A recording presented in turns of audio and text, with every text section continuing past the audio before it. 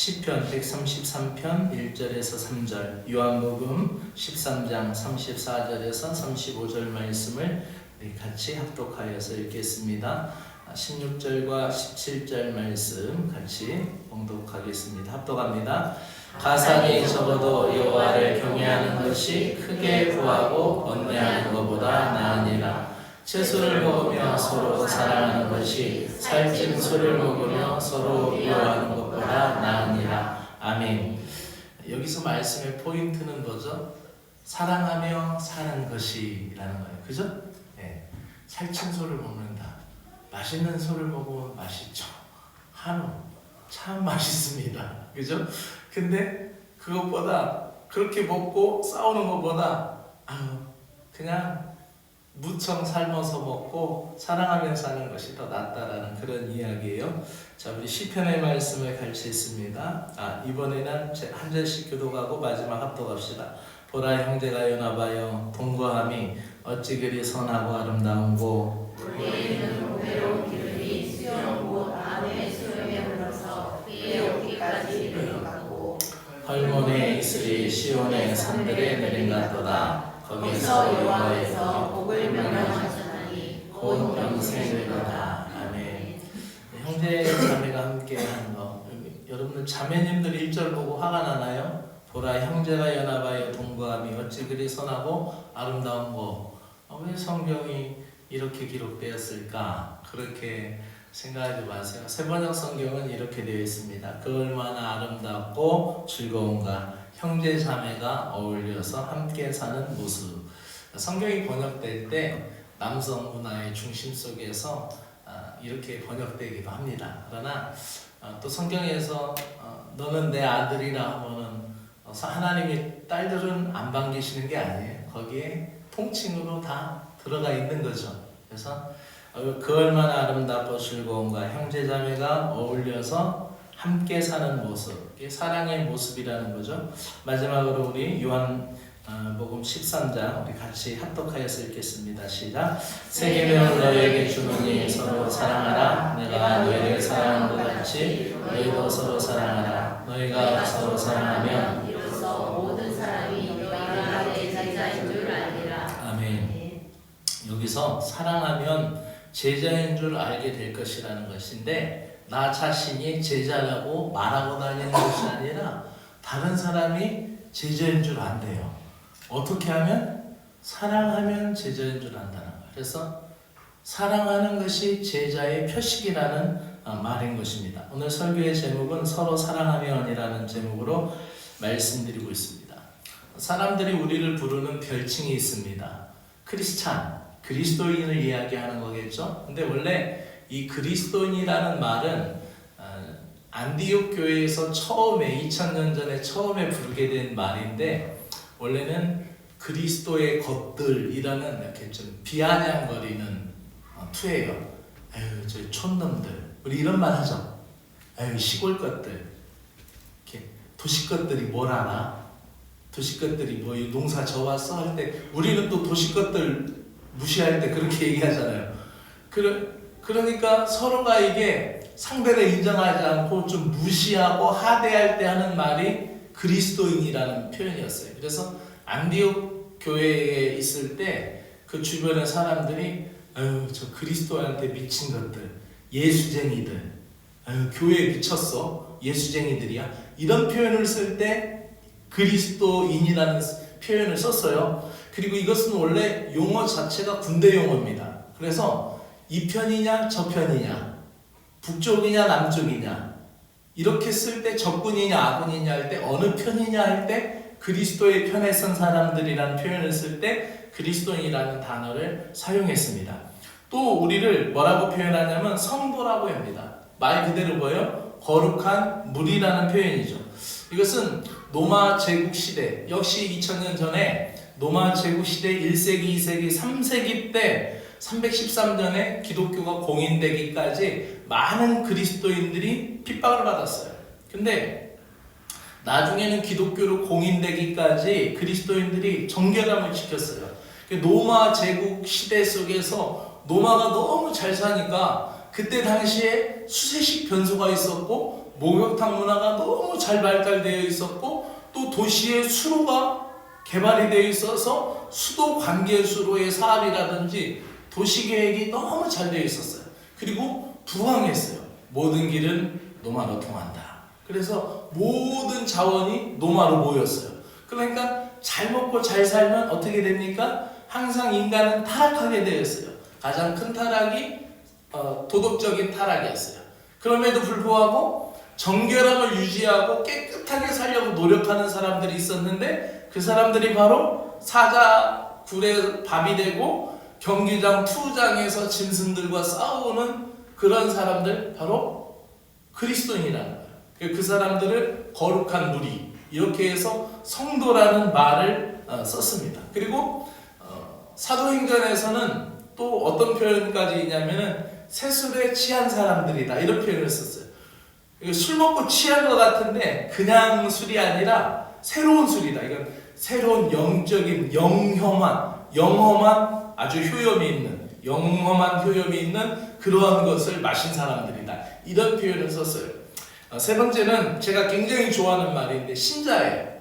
신자. 우리 구세군은 교회 나오는 분들을 병사 여러분, 군우 여러분 이러잖아요. 근데 굉장히 낯설죠. 그래서 저는 이 말을 잘 안 쓰려고 그래요. 그래서 제가 신자 여러분 하니까 누가 뭐라고 하더라고. 왜 다른 교단에서 쓰는 말을 가지고 그렇게 쓰냐. 정신 나간 소리 하지 말라고 그랬어요. 우리 구세군 교리 10조에 보면 우리가 뭐라 그랬어요? 10조를 다 같이 읽어볼까요? 까먹었죠? 뭐라고 그래요? 시작! 우리는 온전히 거룩하게 되는 것은 모든 신자의 특전이며 저들의 신령과 영과 육체를 우리 주 예수 그리스도께서 다시 오시는 날까지 완전하고 흠없게 지켜주실 것을 믿는다. 근데 거기서 보면 돼요. 모든 신자들이 어떻게 해요? 거룩하게 되는. 교리에 신자라고 나와 있으니까 우리가 쓰는 것은 무방하다 생각을 하고 저는 기도할 때도 꼭 신자라는 단어를 씁니다. 근데 신자라는 것이 그냥 믿는 자들 그런 뜻이잖아요. 근데 여기서 믿음을 가진 사람들이라는 뜻이에요. 참 좋은 말. 근데 마지막으로 얘기하는 것은 제자예요. 제자라는 것은 관계에서 오는 거죠. 그냥 선생님과 학생과의 관계가 아니에요. 이제 고등학교 졸업하는 현장을 가봤어요. 오민이 결혼할 때도 가고 결혼할 때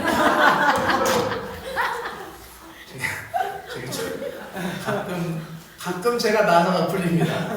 오민이 졸업할 때도 가보고 세민이 졸업할 때, 세민이 졸업할 때가 다 깜짝 놀랐어요. 꽃다발 하나밖에 안 갖고 갔는데 지우가 졸업하는 거야. 얼마나 놀랐는지. 근데 진짜 정하나 부교님이 지혜롭죠. 정하나 부교님이 싹 해가지고 해결했어요. 근데 근데 뭔 얘기를 하다 했지? 그래요. 졸업식이 한다는데 아이들이 굉장히 기쁜 거. 이제는 자기들 세상에 졸업하면 어떻게 해요? 조금만 행동거지가 보면 학생 하면은 그것이 학생이라는 게 아이들한테는 굴레처럼 여기죠. 그러니까 아이들은 술 한잔을 하려고 해도 담배 한 모금을 하려도 애들이 자기 의사를 마음대로 표현 못 하잖아요. 근데 학생하고 딱 정지되는 거 아니에요, 거기에서. 근데 어떻게 이제 학생이 아니에요. 청년이라고 부르겠죠?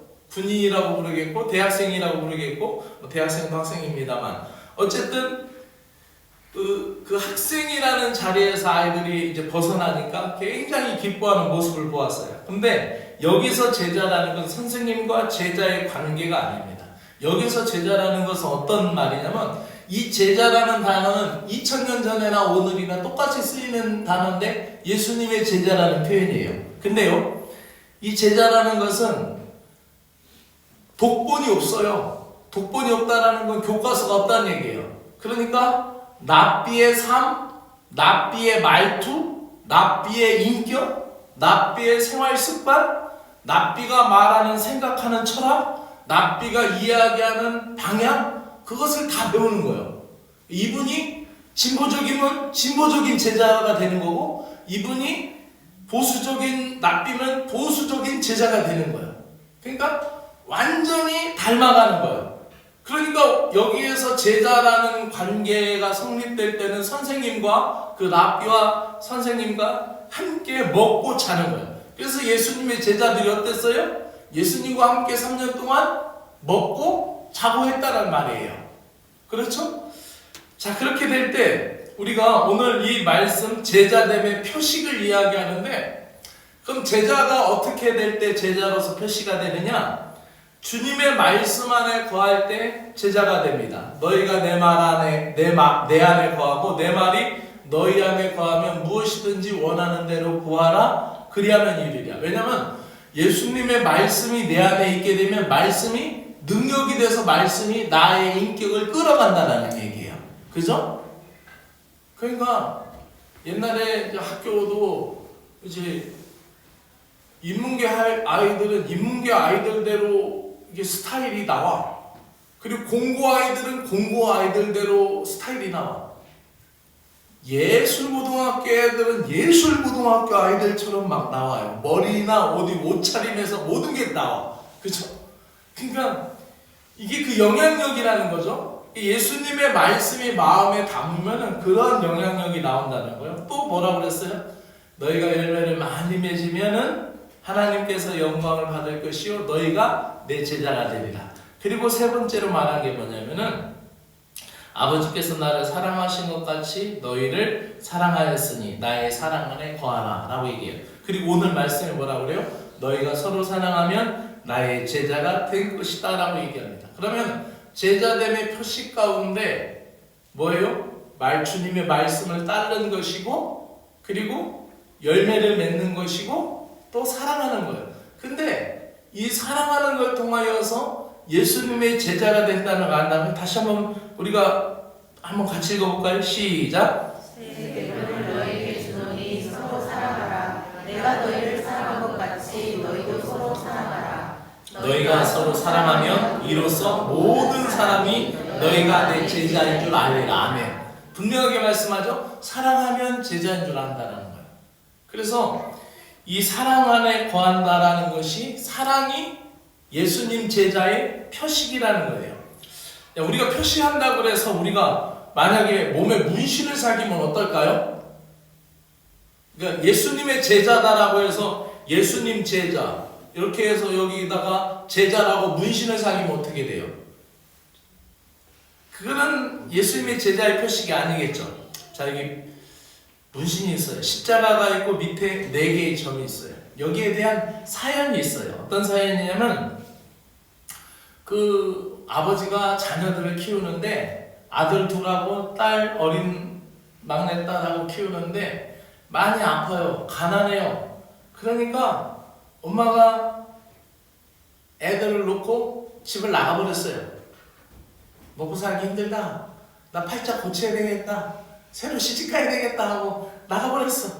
그러니까 아버지가 일어나서 기와 만드는 공장, 기와 공장에서 기와 만드는 일을 하다가 척추 늑막염이 걸렸어요. 수술하니까 어떻게 해요? 일을 제대로 못하니까 직장도 잃고, 그래서 이 가정을 꾸려나가기가 힘드니까 아이들 밥이라도 먹여야 되니까 일을, 옛날에는 오늘 사실 뭐 우리나라 지금 잘 사는 거요. 어찌됐든 잘 먹는 거요. 너무 잘 먹어. 그죠? 입맛 없어서 다르지. 너무 잘 먹어. 그게 너무 잘 먹잖아요. 그 옛날에는 7, 80년대만 해도 이런 요즘 같은 사회복지 제도가 그렇게 있지 않았어요. 그러니까 가난하면 그냥 굶는 거예요. 그러니까 아이들을 굶지 않게 하려고 어디를 보냈냐면 보육원을 보낸 거예요. 보육원을. 근데 보육원을 보내면서 아버지가 무슨 짓을 했냐면 아이들한테 여기다가 십자가를 그리고 그 밑에다가 점을 찍은 거야. 근데 큰 점, 작은 점, 점점 이렇게 찍었는데 십자가 밑에서 기도하는 모습이에요. 그게.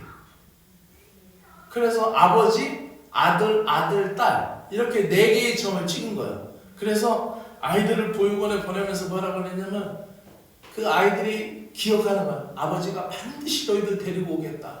너희들 반드시 데리고 오겠다 라고 하면서 보육원에 맡겼다는 거예요. 근데 정말로 아버지가 건강이 회복이 돼서 이제 그래도 단칸방이라도 월세를 낼 수 있는 수준이 되고 또 벌어서 그달 먹고 살 때가 되니까 아이들은 그때 좀 더 컸고 그래서 아이들을 데리고 왔다라는 거야.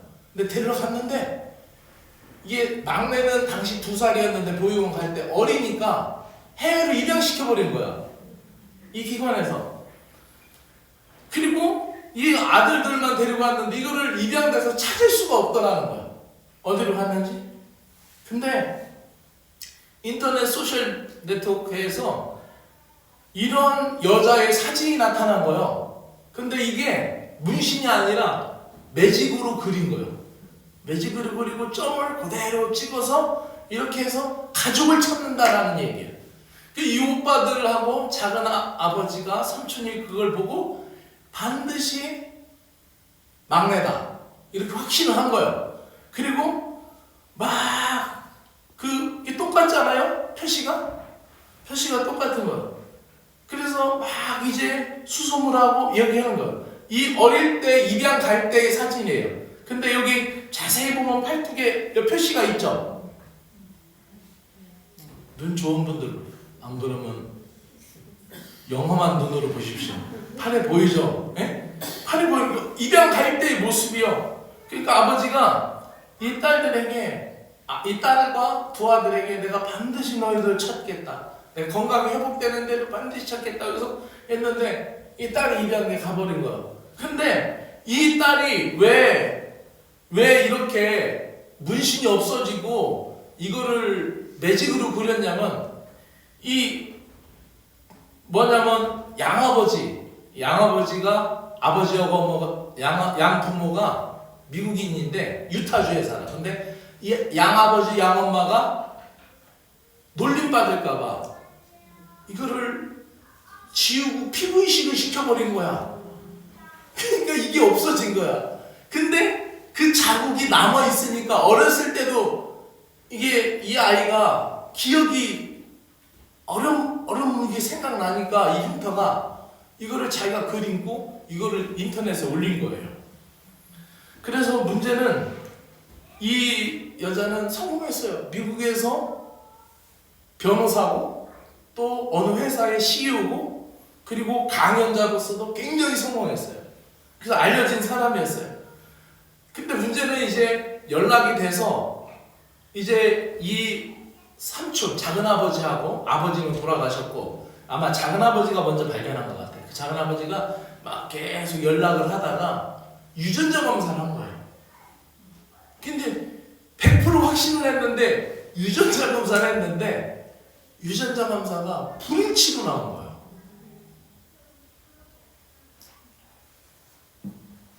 어떻게 얘기했겠어요? 근데 이 오빠들도 확신을 하면서 뭐라고 그랬냐면 유전자가 불일치해도 얘는 내 동생이다라고 확신을 했어. 그리고 이 딸도 한참 그 삼촌한테 연락을 못하다가 다시 연락이 왔어요. 유전자 결과가 우리가 원하는 대로 나오지 않더라도 나는 가겠다. 그래서 한국을 온 거예요. 한국으로 와서 만났어요. 그래서 이 표시가 우리의 형제인 것을 안다라고 하면서 얘기한 거예요. 근데 여기에는 그래서 이제 만나가지고 서로 확인한 거예요. 이쪽은 한쪽은 문신이고 한쪽은 매직으로 그린 거예요. 근데 여기에는 사연이 있어요. 어떤 사연이냐면 이 삼촌이 알아. 원래는 그러니까 오빠죠. 오빠 둘 형제의 엄마하고 이 동생의 엄마하고 다른 거야. 그래서 모계가 달라서 유전자가 불일치하는 거야. 그러니까 근데 한 번도 아버지가 이렇게 엄마가 다르다는 소리 안 했대요. 그러니까 아마도 이 아이들도 엄마가 어렸을 때 아마 헤어진 것 같아. 그러니까 이 아이들한테 네 동생이다, 네 동생을 찾아야 된다는 얘기만 했다라는 거겠죠. 그러니까 네 동생, 자기 동생인 줄 알았대. 근데 삼촌이 얘기하길 이 딸의 막내의 엄마하고 형제의 엄마 다르다. 근데 여기서 이 영상을 제가 보면서 제가 어떤 걸 느끼냐면, 그래도 나는 확신한다. 아버지가 그려준 이 표시이기 때문에 우리가 한 형제인 거 확신한다. 그러면서 이제 집에 와가지고 이제 사진을 보다가 그 옛날 아버지가 여름에 철렵 같은 이렇게 내과에 가서 이렇게 삼겹살 구워 먹고 가족들하고 이렇게 하는 그 사진이 찍혔는데, 그 팔뚝에, 아버지 팔뚝에 똑같은 문신이 찍혀 있는 걸 보고 이 딸이 막 우는 장면이 나와. 나도 막 울었어. 근데 이 아버지가 자기를 사랑해서 그렇게 자기도 하고 딸들, 아들들한테 표시하면서 같이 만나자. 지금은 배고프지만 다시 만나자라고 했던 그 상황. 이 표시를 보면서 많은 생각을 했어요. 유전자가 불일치했을 때 그들의 그 참담한 모습 힘들었겠죠. 근데 그 십자가와 기도하고 있는 그 네 가족의 모습을 보면서 가족인 것을 알고 그들은 받아들였어요. 자, 그렇다면 오늘 말씀의 결론을 맺읍시다. 예수님이 우리에게 제자됨의 표시를 얘기했는데, 그 중에 가장 뚜렷한 표시가 뭐냐면, 서로 사랑하면 너희가 내 제자인 줄 알리라. 사람들이 안다라는 거예요. 그래서 지난 이 추석 연휴 때 김주선 목사님 부부가 왔다 갔어요. 근데 그들이 여기 청송을 다시 찾은 이유가 있어요. 하나는 공기가 너무 좋았고 민예촌 숙소가 너무 좋았대요. 또 하나가 우리 교인들이 생각나더라는 거예요. 그때 우리 교인들이 기분이 다 좋았는지 우리 교인들이 너무 행복해하는 모습을 봤다라는 거예요. 또 아멘하고 막 그러는 다른 거에서는 그 교인들이 행복해하는 모습을 보면서, 교회가 젊은 사람 그분이 했던 얘기는, 교회가 예수님이 복도에 있는 교인들이 있다는 거예요. 복도에서 만나면 거기서만 인사하고, 그리고 식당에만 있는 교인들이 있대요. 식당에서만 좋아하고. 근데 우리 교인들은 예배실에 있으나 식당에서나 모두 행복한 모습, 커피숍에서나 그런 모습을 갖고 있다는 거예요. 어쨌든 그분의 그 모습 속에 우리 교인들이 그렇게 비친 거예요. 우리가 어떤 모습을 비춰야 되느냐? 제자됨의 표식이 뭐냐? 사랑이라는 거예요. 문신으로 그리는 게 그게 표시가 아니라, 예수님의 제자가 되는 표시는 우리가 사랑한다. 서로 사랑할 때 얼마나 닮았는가, 얼마나 예수님을 닮았는가, 얼마나 그 사랑을 닮아가고 있는가. 해박한 지식이 예수님의 제자됨을 말하는 것이 아니라 예수님처럼 말하고 예수처럼 살아가는 것. 성경을 많이 읽고 성경을 백독하고 성경을 많이 쓰고 이게 중요하고, 성경의 지식을 많이 아는 게 중요한 게 아니라 말씀대로 실천하는 것, 예수님을 닮아가고 예수님처럼 살아가는 능력, 그것이 제자됨의 표시라는 것이죠. 예수가 내 삶의 원인이 되고 그 사랑을 삶 속에 구현해내고, 그 사랑 때문에 그에게 속한 사람이라고 불리는 것. 내가 너희를 사랑한 것 같이 너희도 사랑하라 라는 말씀이 오늘 말씀의 결론입니다. 특별히 이번 사순절 기간에는 그 사랑이 십자가의 사랑으로 나타났는데, 십자가의 사랑을 깊이 묵상하면서 여러분의 삶에 주님께 더 근접하기를 주의 이름으로 축복합니다. 기도합시다. 오늘도 말씀을 붙들고 같이 마음을 모아서 1분 동안만 간절하게 기도합니다. 내가 예수님을 믿고 따를 때 내 마음속에 예수님의 사랑이 나타나게 하시고 예수님의 긍휼이 나타나게 하여 주시기를 간절히 원합니다. 한 주일 동안도 믿음으로 승리하고, 한 주일 동안도 나의 가정과 자녀들 지켜주시옵소서. 간절히 함께 1분 동안만 마음 모아 기도합시다. 기도드립니다. 예수님께서 모르는 자들을 사랑하셨고, 예수님께서 아무것도 받은 것이 없음에도 우리를 사랑하셨고, 우리를 다 이해하기 전에 이해함 없이 우리를 사랑해 주셨고, 또 주님은 주님의 사랑으로 우리를 주도적으로 사랑하셔서 우리에게 다가오셨음을 감사드립니다. 우리가 먼저 주를